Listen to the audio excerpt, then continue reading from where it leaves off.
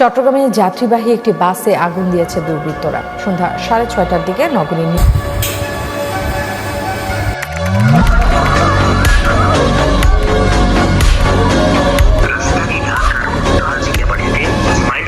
কলেজের ক্যাম্পাসে স্কুল ছুটির মুহূর্তে একটি ভবনের উপর বিমান বিধ্বস্ত হয়েছে।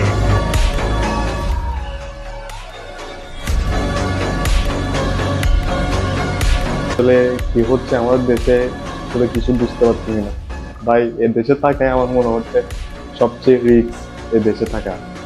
কালকে চট্টগ্রাম নিউ মার্কেটের বাসে আগুন, আজকে মাইলস্টোন কলেজে বিমান দুর্ঘটনা, কালকে হয়তো আমার বাসার উপরে এসে পড়তে পারে কোনো এক দুর্ঘটনা। ভাই এ দেশে থাকাই রিস্ক আমার মনে হচ্ছে।